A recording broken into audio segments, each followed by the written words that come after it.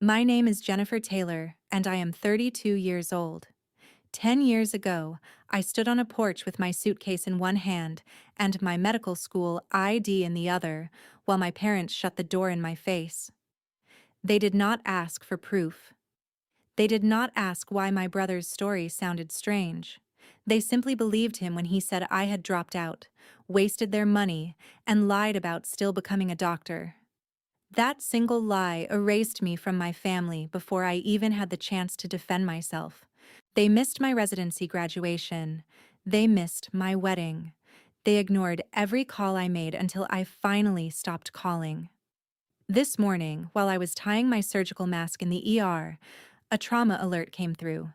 Male patient, severe crash, internal bleeding, possible spinal damage. When I stepped into the bay, I saw blood, broken glass, and the face of the man who had stolen 10 years from me. My brother was unconscious on the gurney, and my parents were standing behind him like ghosts from a life I had already buried. I saw my mother grip my father's hand so tightly her knuckles turned white. Her lips moved like she was praying or denying what was right in front of her. I did not care enough to guess which one. Then the nurse handed me the chart, and one brutal truth settled over the room. The daughter they threw away was now the only surgeon standing between their golden son and death. Before I tell you what he said and what happened after I walked out, tell me, what time is it for you right now? Where are you watching from? And what is the weather like where you are? I'm curious to see how far this story will travel. The ER did not pause for my history. Blood pressure dropping, abdomen rigid, pupils reactive, breath sounds uneven. Nurses moved around me with practiced urgency, and that was the only thing that kept me from becoming a daughter again. I forced myself to be what I had trained to be, the attending trauma surgeon. Not the discarded child, not the sister who had cried in a bus station bathroom with $37 in her wallet. Not the woman whose graduation invitations came back marked return to sender. I looked at the monitor, then at the wound pattern, then at my brother's face. Ethan Taylor. Seeing his name on a hospital band felt like watching a curse become official. Prep OR2, I said, my voice calm enough to sound cruel. When the nurse cut open his shirt, I noticed the cracked, expensive watch on his wrist. Of course he had kept the polished life. Of course the son who lied had been rewarded with dinners, holidays, and inheritance talks, while I learned how to survive on instant noodles and library couches. As we rolled him toward the OR, my father whispered my name. I did not stop. 10 years earlier, he had said, "You made your choice, Jennifer. Do not come back." I remembered my mother looking away when I begged her to call my school. I remembered Ethan standing behind them, pretending to be heartbroken while almost smiling. In the scrub room, hot water hit my hands, and another memory sharpened. I was 22, standing in my parents' kitchen while my father deleted his number from my phone. "Now you will learn what consequences feel like," he said. My mother stayed silent. Ethan leaned against the counter and said, "Maybe now she will stop acting like she is better than everyone." That night, I walked out with my textbooks in a trash bag because they had locked my suitcase in the garage. I slept in a laundromat and wondered if my life had ended before it had started. The OR doors opened and sterile light swallowed the past. Dr. Scott was waiting as backup, but I was the lead. He knew enough to watch me carefully, but not enough to speak. I needed that silence. The scan suggested massive internal bleeding. I called for suction, clamps, and blood. The first incision was clean. My hand did not shake until the scalpel touched skin, and for one dangerous second, I heard Ethan's old voice at a family party I had not been invited to. "My sister could not handle med school. Some people are not built for pressure." The scalpel paused for half a heartbeat. Half a heartbeat can kill a man on an operating table. Then I tightened my grip and cut. Could I have let him die? If the person who destroyed your family lay under your hands, would you save him? I looked at the blood, the torn tissue, the damage, and knew the answer. I would not become him. I would not become my parents. My revenge would not be dirty. It would be exact. So I saved him with the same hands he once called too weak to become a doctor. The surgery stretched for hours. His blood pressure crashed once and the room tightened around me. I found the bleed. I clamped it. I repaired what I could. I could not repair everything. The spinal injury was already there before he reached me. He might live, but he would not walk out of that hospital as the same man. That was not my revenge. That was impact, bone, nerve, and bad luck. Still, a cold part of me whispered that consequences had finally found him. When we closed, my gown was marked with his blood. I thought of my wedding day, when I kept glancing at the church door, hoping one of them might show up. I thought of the empty chairs I had paid for anyway. Then I dropped my gloves into the bin. "He is alive," I said. Nobody cheered. I had performed a miracle for people who once called me a failure. Now they would learn what that miracle cost. When I stepped into the hallway, my parents rushed toward me. For a second, the old instinct almost returned. Explain, comfort, shrink myself so they would not be upset. 10 years ago, I had been trained to swallow pain if it kept the peace. That girl was gone. My father looked thinner than I remembered, but not softer. My mother stared at my surgical cap, my badge, and my blood-stained gown, as if each detail struck her with a truth she should have checked a decade earlier. I stood still and let them look. I wanted them to feel the full weight of my existence, not as a daughter begging at their door, but as the surgeon who had just pulled their son back from death. "Jennifer," my father began, "is he alive?" I said. "Critical, but alive." My mother covered her mouth. My father closed his eyes like he had been granted mercy. Then my mother reached for my arm. I stepped back before she touched me. The movement was small, but it wounded her. Good. Some wounds belong to the people who caused them. "Please," she whispered, "we need to talk." I looked past them. Nurses, residents, and waiting families were close enough to hear. I did not raise my voice. I did not need volume to make humiliation public. "You want to talk now?" I asked. Not when I called after my first anatomy exam, not when I left messages during residency, not when I mailed you an invitation to my wedding. Now, because the son you chose needed the daughter you erased. My father's face tightened. You thought what he told you to think," I said. "That was easier than checking, easier than calling the medical school, easier than believing me." My mother shook her head, tears spilling fast.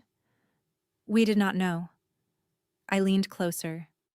"You did not want to know." Her knees buckled. My father caught her, but she slid low enough that, for one frozen second, it looked like she was kneeling. People noticed. A nurse glanced over and quickly looked away. I saw my father realize strangers could hear what kind of parents they had been. 10 years ago, they made me stand on a porch while neighbors watched.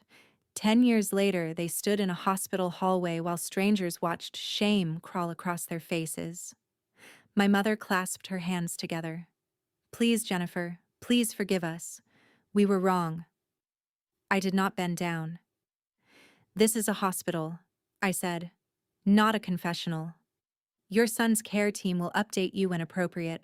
I am removing myself from direct family communication after this because I will not let you turn my workplace into your apology stage." My father stared at me like he could not decide whether to command me or beg. "You cannot just walk away," he said. I laughed once, quietly. "You taught me how." A security officer approached, calm but visible. My parents noticed, and that small public correction did what no private conversation could have done.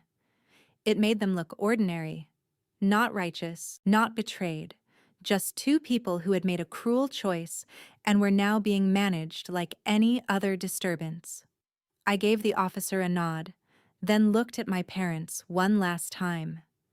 You will not follow me. You will not touch me. You will not call me your daughter in this building like you did not spend 10 years proving I was not one. My mother sobbed harder. My father whispered my name again, but it had no authority left. I turned away before they could see my hands shaking. Revenge does not always feel like victory. Sometimes it feels like walking away while every broken part of you wants to ask, why wasn't I enough? But I had asked that question for 10 years. I was done asking. Now they could live with the answer. I reached the staff room before the shaking became visible.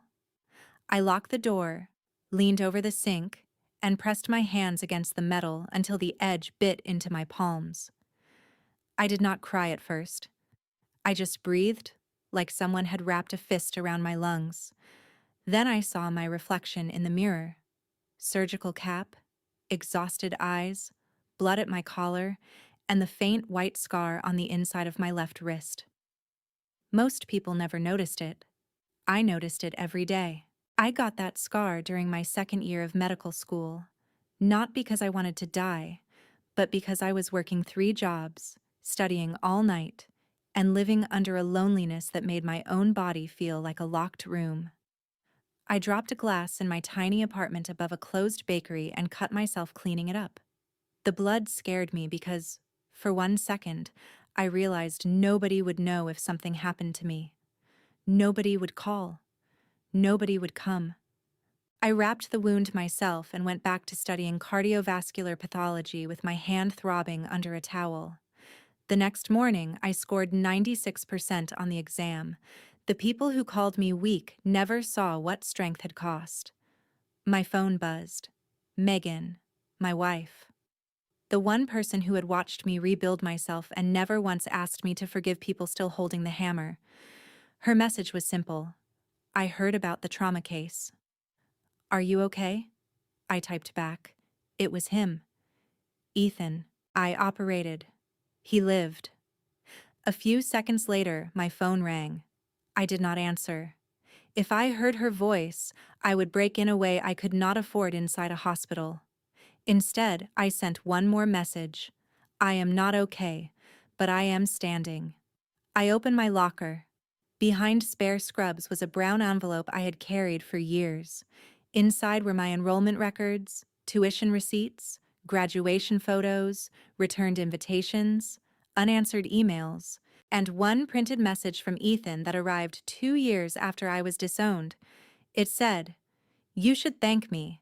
Without me, you never would have learned how little they actually loved you." I had never shown it to my parents. For years, I told myself it would not matter. They had chosen not to believe me when belief could have saved us. But revenge is not always rage. Sometimes revenge is documentation. Sometimes it is showing people the receipt for the pain they purchased. I slid the message back into the envelope, then pulled out my wedding photo. Megan and I stood under a white arch, laughing. Behind us, 3 empty chairs were visible in the front row. I had asked the photographer not to edit them out. At the time, I thought I wanted proof that they had been invited. Now I understood the chairs had become witnesses. A knock came at the door. Dr. Scott stood outside. He did not enter like a savior or speak like a therapist. He looked at me like a colleague who had just done the impossible under unbearable pressure. "The board chair is here," he said. "They still want to finalize your promotion announcement this afternoon. I can delay it." I almost laughed. For months, I had been under consideration for director of trauma surgery. My parents had spent 10 years believing I had failed out of medical school. In less than an hour, the hospital board planned to announce that I would be leading one of the most demanding trauma programs in the state. "Do not delay it," I said. Dr. Scott studied my face. "You sure?" "No," I said, "but I earned it. I will not let them steal another milestone." That sentence steadied me. They had missed my graduation because of a lie. They had missed my wedding because of pride. They would not take this from me, too. I changed into clean scrubs, tucked the envelope under my arm, and stepped back into the hallway. Through the glass of the consultation room, I saw my mother hunched over tissues and my father standing stiffly, still trying to look in control. Before I went in, I asked myself one question. If the people who abandoned you finally learn the truth, do you owe them comfort? The answer came from the scar on my wrist, the empty chairs in my wedding photo, and every unanswered call. No, I owed them the truth. Comfort was something they had forfeited. Ethan woke up angry. That was the first thing ICU told me. Not grateful, not ashamed, angry. He was confused, in pain, demanding answers and asking why his legs felt wrong. I stood outside his room, listening to the machines and the controlled voices, then walked in with his chart in my hand and no softness on my face. His eyes found me slowly. Recognition came with a flinch. "Jen?" His voice was raw. "What are you doing here?" "I am your surgeon," I said. He blinked hard. "No, that is not possible." "That seems to be the family motto today." His mouth tightened. Even half broken, Ethan still tried to defend the lie before he understood the truth. "Where are Mom and Dad?" "In the consultation room. They know you are alive." His eyes shifted to the ceiling. "My legs. Why can't I move them right?" I kept my voice professional. "You suffered a severe spinal injury during the crash. There is swelling and nerve trauma. It is too early to know the full outcome, but you may have permanent impairment." The sentence hit him harder than any accusation. His face changed from confusion to fear, then panic. "No, I have meetings next week. I have a company. You have to fix it." "I repaired the internal injuries that were killing you," I said. "The spinal damage happened before you arrived." "You are saying I might be crippled?" "I am saying you are alive because a surgeon you lied about for 10 years did her job." His eyes snapped back to mine. "So that is what this is? You want me to thank you?" "No," I said. "I want you to understand the difference between mercy and forgiveness. I gave you mercy because my oath required it. You do not get forgiveness because your body finally made you weak." Ethan swallowed, then tried a different mask. Tears gathered in his eyes too quickly, too perfectly. I had seen that performance before. "Jen, I was young," he said. "I was stupid. I did not think they would actually throw you out." "That is a lie." He looked away. I opened the brown envelope and pulled out the printed message. "2 years after they disowned me, you sent me this." I read it slowly. "You should thank me. Without me, you never would have learned how little they actually loved you." The nurse froze. Ethan's face drained of color. "I was drunk," he whispered. "You were honest." He tried to lift himself, failed, and gasped in pain. "You kept that?" "I kept everything." His eyes sharpened with fear. "What did you show them?" "Not enough yet." "Jennifer, you do not understand what this will do." "I understand exactly what truth does to liars." He gripped the bedsheet. "My wife cannot know about this." There it was. Not, "I am sorry." Not, "I ruined your life." His first real concern was his image.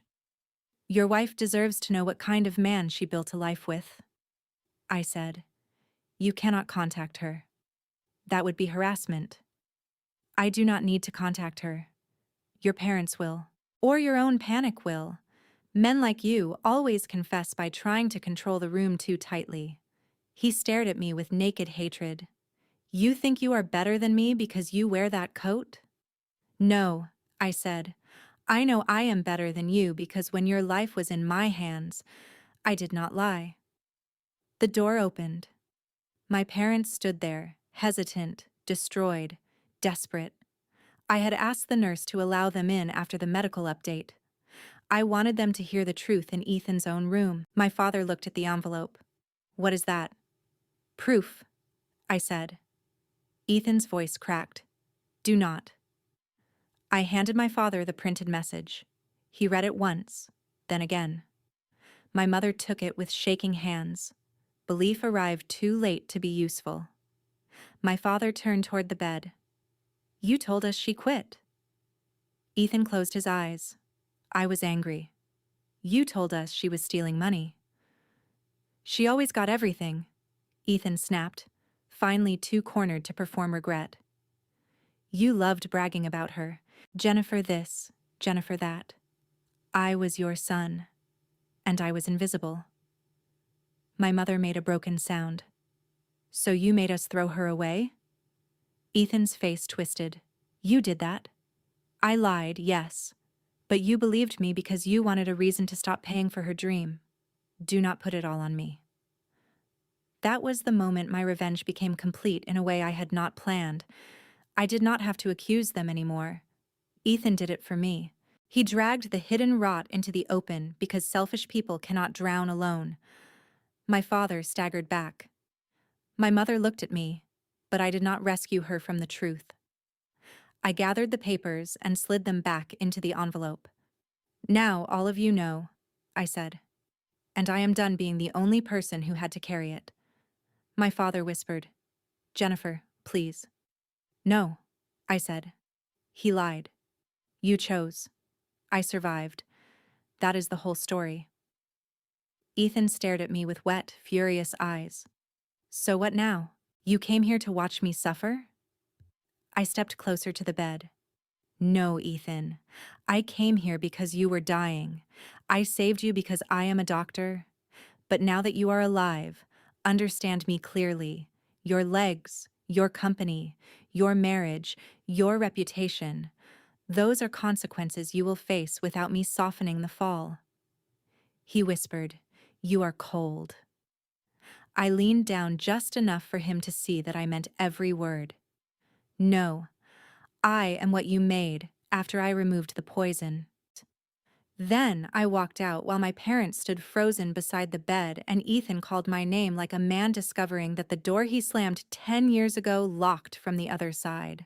My mother found me outside the hospital chapel. I had not gone in to pray. I had gone there because people whisper near chapels, and I needed a place where nobody would demand pieces of me. She approached slowly as if I were a wounded animal she now hoped would let her close. I saw the tremor in her hands. I saw 10 years on her face, but I did not let age become absolution. People grow older even when they do not grow kinder.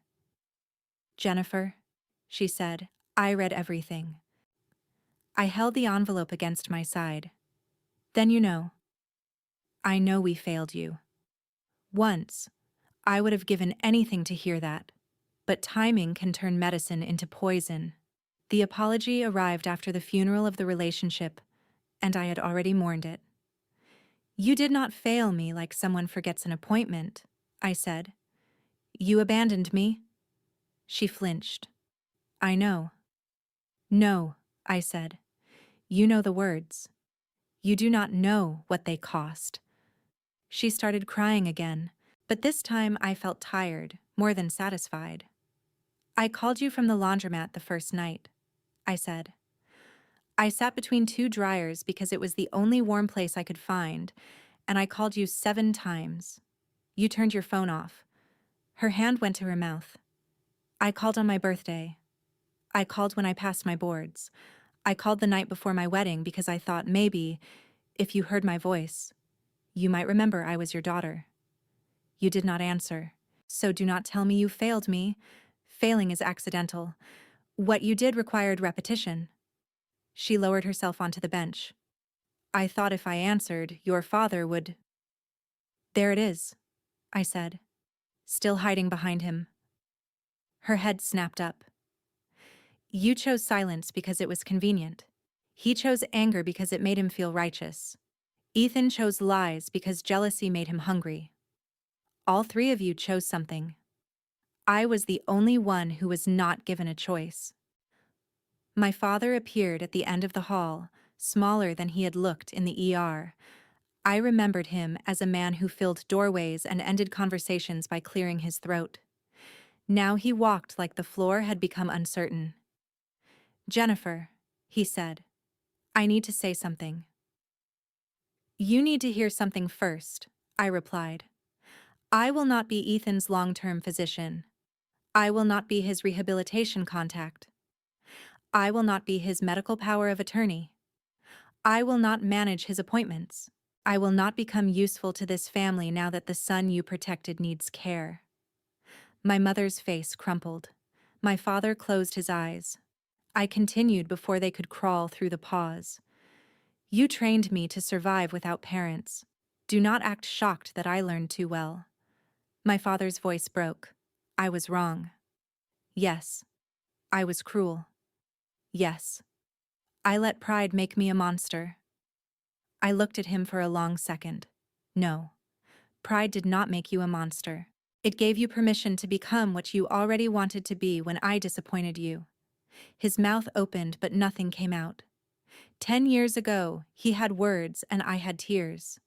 Now I had words, and he had nothing strong enough to stand against them. My mother reached for my sleeve. I stepped back. "Please," she whispered. "We are older now. Your father's heart is not good. I have been having dizzy spells. We cannot lose both our children." The manipulation was softer this time, wrapped in illness and fear, but I recognized the shape of it. "You lost me 10 years ago," I said. "You are only noticing now because Ethan can no longer stand in the space where I used to be." My father sat down heavily. A nurse passing by slowed, and the doctor in me noticed his color, his breathing, the way he pressed a hand to his chest. The daughter in me remembered the porch. I stepped closer, not as family, but as a physician in a public hallway. "If you are having chest pain, I will call a team." He looked up at me. "Would you treat me too?" I chose the truth. "I would make sure you received care," I said. "I would not hold your hand through it." My mother sobbed. My father covered his face. I let them. Then I gave them the final document from the envelope. A letter from my attorney stating that my parents and brother were not emergency contacts, beneficiaries, authorized decision-makers, or considered part of my legal family for any personal, medical, or financial matter. My wife Megan was listed in every place that mattered. My father read it with shaking hands. My mother whispered, "You removed us." I looked at her. "No. I made the paperwork match reality." That sentence broke her more than shouting would have. "Is there nothing we can do?" she asked. "There is one thing," I said. "Tell the truth. To Ethan's wife. To the relatives you let believe I was a failure. To every person who repeated your version of my life. I do not want a private apology that protects your public image. I want the lie buried where everyone can see the grave." My father stared at the floor. "That will destroy him." I nodded. "No, it will introduce him." The hospital board announcement happened at 4 o'clock. I almost skipped it. My brother was in ICU, my parents were unraveling in a consultation room, and Megan was driving toward the hospital whether I answered her calls or not. But I had promised myself one thing. I would not let my family steal another milestone. So I walked into the conference space with clean scrubs, steady hands, and the brown envelope locked in my office drawer. Dr. Scott stood near the podium. Colleagues clapped when my name was announced. Director of Trauma Surgery, Jennifer Taylor, MD. For a moment, I felt 22-year-old me standing behind my shoulder, still holding that trash bag of textbooks, still wondering where she was supposed to sleep. I wanted to tell her, "Here, this is where we were going." Then I saw my parents at the back of the room. Maybe they had followed the applause. Maybe they had seen the sign outside. Either way, They stood half hidden behind hospital staff, both stunned. My mother had one hand over her mouth.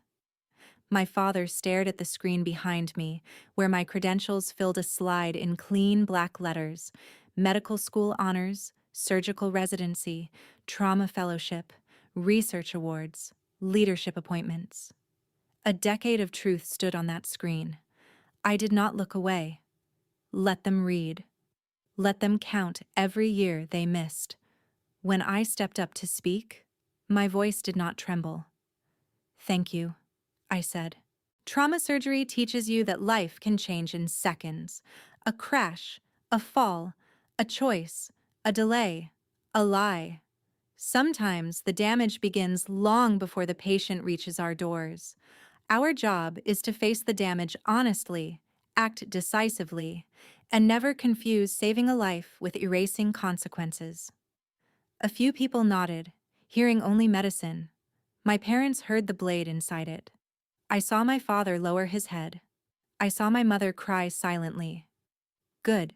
Let them learn that I could speak in rooms they once believed I would never enter. After the announcement, Megan found me near the elevators. She wrapped her arms around me, and I let myself lean into her for exactly 3 seconds before I remembered where we were. "I am proud of you," she whispered. That nearly broke me. Pride, offered without conditions, still had the power to undo me. "They are here," I said. "I know," she replied. "Your mother called me. She got my number from an old wedding invitation and begged me to convince you to talk." The old anger returned, clean and useful. Of course she did. Megan's face hardened. I did not call back. I blocked her. For the first time all day, I smiled. "Thank you." We were about to leave when an ICU nurse approached. Ethan was asking for me. Not the on-call physician. Me. I almost refused. Then I realized refusal would let him imagine he still had power. I went because I wanted the ending spoken clearly. Megan walked with me to the ICU doors, squeezed my hand, and waited outside. Ethan looked worse under the evening lights. Tubes and monitors made him look smaller, less like the golden sun and more like a man trapped inside the consequences of impact and ego. His wife, Claire, stood near the window with her arms folded. She recognized me, and her face told me she had learned something ugly. My parents sat in the corner like defendants waiting for sentencing. "I told Claire," my mother said before I asked.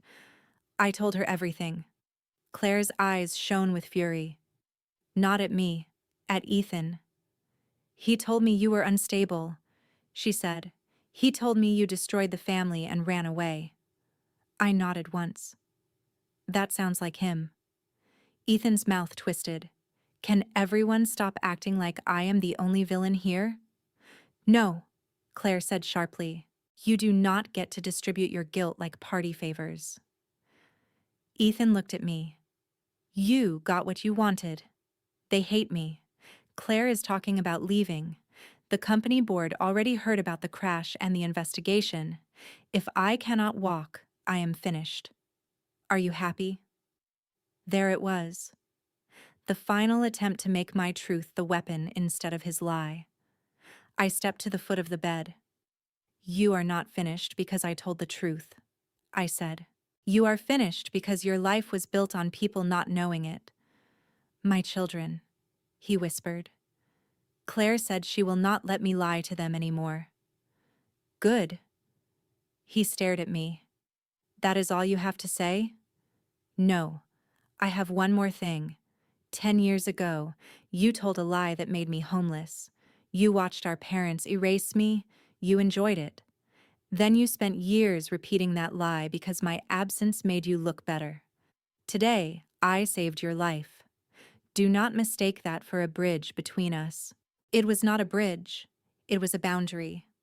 I can do the right thing and still want nothing to do with you." Ethan's face crumpled. "Jen, please. I am scared." "I was scared too," I said. "In the laundromat, in the cheap apartment, at graduation, at my wedding. Fear did not make you kind to me, Do not expect yours to make me soft for you. My father made a low sound from the corner. Jennifer. He may never walk again. I turned to him. Then you can finally take care of the child you chose.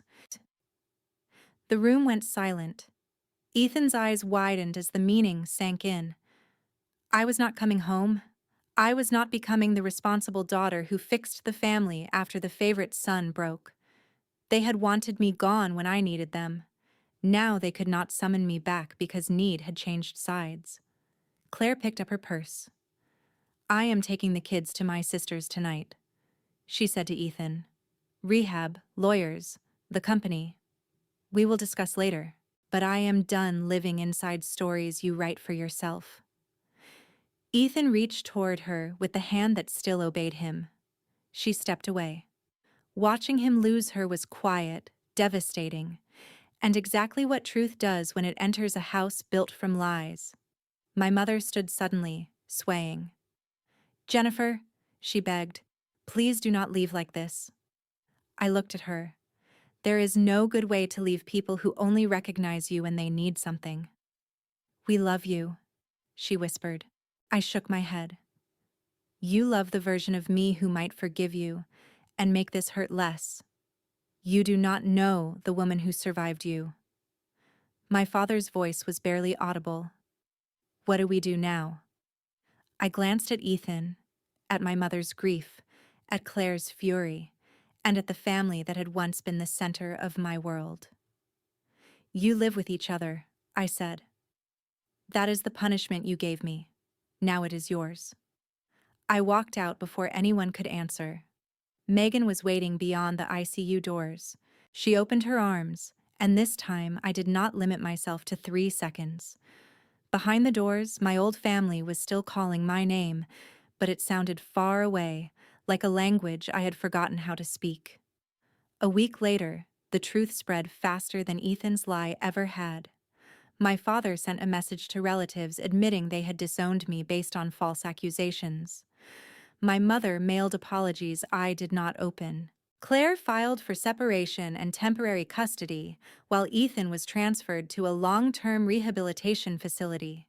His company placed him on indefinite leave after financial irregularities surfaced during the board's review. My parents tried to list me as a family contact for his rehab paperwork. I declined in writing with one sentence: I am not available for this role. Months later, my mother came to the hospital with a folder. Inside were copies of every correction she had sent to relatives, old family friends, and people who had once whispered about me. She had written the truth in plain language. Ethan lied. We believed him. Jennifer did not fail. We failed her. At the bottom was a letter addressed to me. I did not open it. Is this enough? She asked. No, I said. But it is finally honest. Hope flickered across her face, and I extinguished it before it could grow roots. Honesty does not buy access to my life. It only stops the lie from spreading. She nodded slowly. Will you ever forgive me? I thought about the porch, the laundromat, the scar, the empty chairs at my wedding. Then I looked at my mother and told her the truth I had earned. I do not need to forgive you to be free of you. She cried quietly. Maybe she had finally learned that her tears were not instructions I had to follow. I walked past her toward the trauma wing, where alarms were sounding and someone else's life depended on my hands. I did not look back. That evening, I went home to Megan. We ate dinner on the balcony while rain tapped against the railing. My phone stayed silent. No desperate voicemails. No family emergency disguised as love. Just rain, warm food, and the woman who had chosen me without needing a tragedy to remind her I mattered. For the first time in 10 years, I understood the real revenge. They had thrown me out to make me disappear, and instead I became unforgettable. They lost a daughter, a doctor, a wife, a future, and the one person strong enough to save them from the consequences of their own choices. I lost a family that never deserved the power it had over me. And when the final door closed behind me, I did not knock again. We are grateful to have you here with us. This video is completely fictional and made only for entertainment, education, and reflective storytelling. We hope it reminds you that revenge does not always need anger, noise, or confrontation. Sometimes it looks like healing quietly, succeeding patiently, and becoming unreachable to those who once control your pain.